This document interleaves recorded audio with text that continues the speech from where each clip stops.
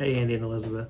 Your dad asked me to help with this challenge, so I have the honor of reading day 16, Genesis 12 through 15. Now the Lord said to Abram, "Go from your country and your kindred and your father's house to the land that I will show you, and I will make of you a great nation, and I will bless you and make your name great, so that you will be a blessing.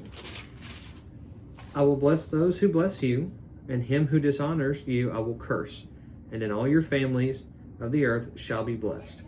So Abram went as the Lord had told him, and Lot went with him. Abram was 75 years old when he departed from Haran. And Abram took Sarah, his wife, and Lot his brother's son, and all their possessions that they had gathered, and the people that they had acquired in Haran. And they set out to go to the land of Canaan. When they came to the land of Canaan, Abram passed through the land to the place at Shechem, to the oak of Moreh. At that time the Canaanites were in the land. Then the Lord appeared to Abram and said, "To your offspring I will give this land." So he built there an altar to the Lord who had appeared to him. From there he moved to the hill country on the east of Bethel and pitched his tent, with Bethel on the west and Ai on the east. And there he built an altar to the Lord and called upon the name of the Lord. And Abram journeyed on, still going toward the Negeb. Now there was a famine in the land, so Abram went down to Egypt to sojourn there, for the famine was severe in the land. When he was about to enter Egypt, he said to Sarah, his wife, "I know that you are a woman beautiful in appearance, and when the Egyptians see you, they will say, 'This is his wife.' Then they will kill me, but they will let you live. Say you are my sister, that it may go well with me because of you, and that my life may be spared for your sake." When Abram entered Egypt, the Egyptians saw that the woman was very beautiful. And when the princes of Pharaoh saw her, they praised her to Pharaoh. And the woman was taken into Pharaoh's house. And for her sake he dealt well with Abram, and he had sheep, oxen, male donkeys, male servants, female donkeys, and camels. But the Lord afflicted Pharaoh and his house with great plagues because of Sarai, Abram's wife. So Pharaoh called Abram and said, "What is this you have done to me? Why did you not tell me that she was your wife? Why did you say she is my sister?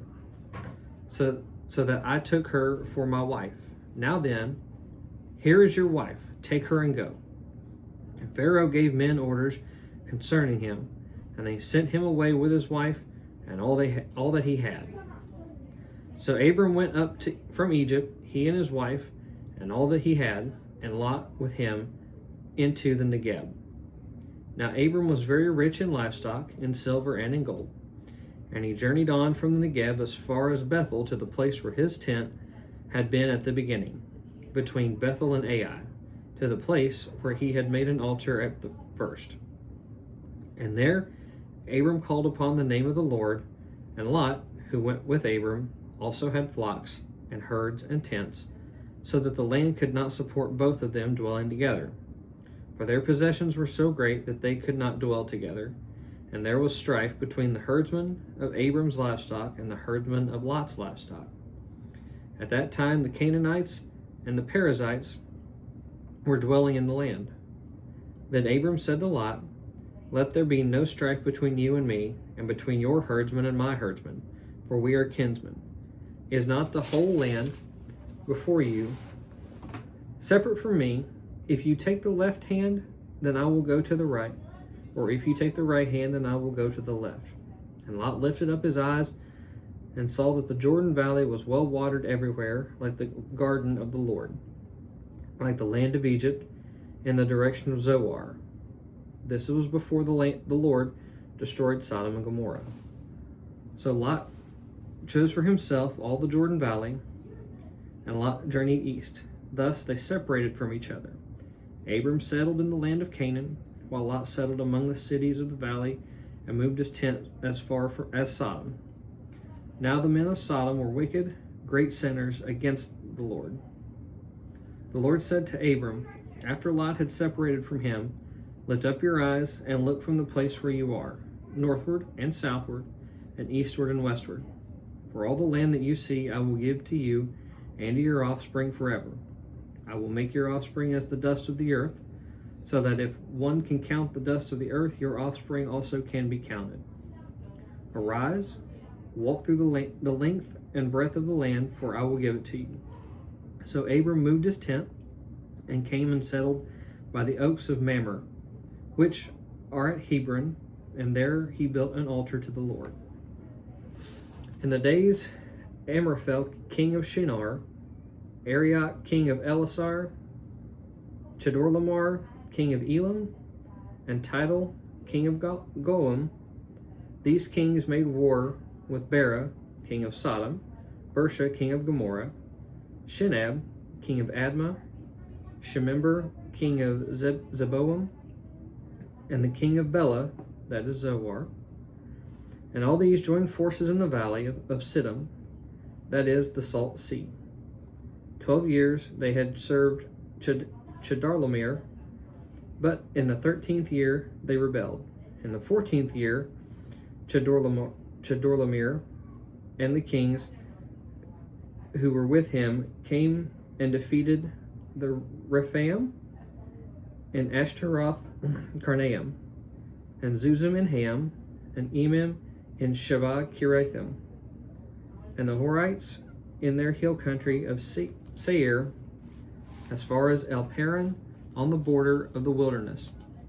And then they turned back and came to En Mishpat, that is Kadesh, and defeated all the armies of the Amalekites, and also the Amorites who were dwelling in Hazon Tamar. Then the king of Sodom, the king of Gomorrah, the king of Admah, and the king of Zeboim, and the king of Bela went out, and they joined battle in the valley of Siddim, and Chedorlaomer, king of Elam, Tidal, king of Goim, Amraphel, king of Shinar, and Arioch, king of Elasar, 4 kings against 5. Now the valley of Siddim was full of bitumen pits, and as the king of Sodom and Gomorrah fled, some fell into them, and the rest fled to the hill country. So the enemy took all the possessions of Sodom and Gomorrah, and all their provisions, and went their way. They also took Lot, the son of Abram's brother, who was dwelling in Sodom, and his possessions, and went their way. Then one who had escaped came and told Abram the Hebrew, who was living by the oaks of Mamre the Amorite, brother of Eshcol and of Aner. These were allies of Abram. When Abram heard that his kinsman had been taken captive, he led forth his trained men, born in his house, 318 of them, and went in pursuit as far as Dan. And he divided his forces against them by night, he and his servants, and defeated them and pursued them to Hobah, north of Damascus. Then he brought back all the possessions, and also brought back his kinsman Lot, with his possessions, and the women and the people. After his return from the defeat of Chedorlaomer and the kings who were with him, the king of Sodom went out to meet him in the valley of Sheba, that is the king's valley. And Melchizedek, king of Salem, brought out bread and wine. He was priest of God Most High, and he blessed him and said, Blessed be Abram by God Most High, possessor of heaven and earth, and blessed be God Most High, who has delivered your enemies into your hand. And Abram gave him 1/10 of everything, and the king of Sodom said to Abram, Give me the persons, but take the goods for yourself. But Abram said to the king of Sodom, I have lifted my hand to the Lord, God Most High, possessor of heaven and earth, that I would not take a thread or a sandal strap or anything that is yours, lest you should say, I have made Abram rich. I will take nothing but what the young men have eaten, and the share of the men who went with me. Let Aner, Eshcol, and Mamre take their share. After these things, the word of the Lord came to Abram in a vision. Fear not, Abram, I am your shield. Your reward shall be very great. But Abram said, O Lord God, what will you give me? For I continue childless, and the heir of my house is Eleazar of Damascus. And Abram said, Behold, you have given me no offspring, and a member of my household will be my heir. And behold, the word of the Lord came to him, This man shall not be your heir, Your very own son shall be your heir. And he brought him outside and said, Look toward heaven and number the stars. If you are able to number them, then he said to him, So shall your offspring be. And he believed the Lord, and he counted it to him as righteousness. And he said to him, I am the Lord who brought you from Ur of the Chaldeans to give you this land to possess.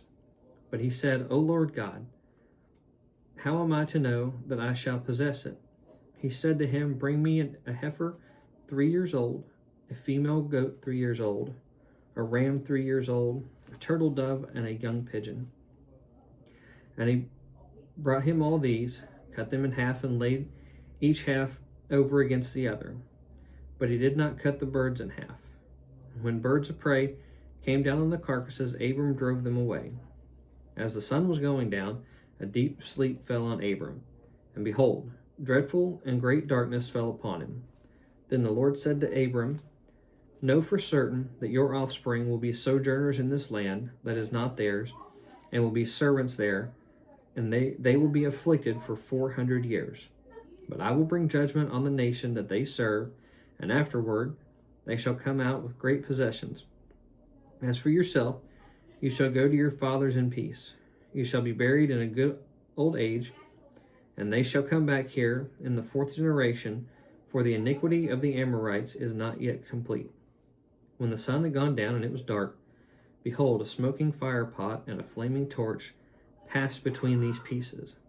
On that day the Lord made a covenant with Abram, saying, To your offspring I give this land, from the river of Egypt to the great river, the river Euphrates, the land of the Kenites, the Kenizzites, the Kadmonites, the Hittites, the Perizzites, the Rephaim, the Amorites, the Canaanites, the Girgashites, and the Jebusites. Hope I did okay, guys.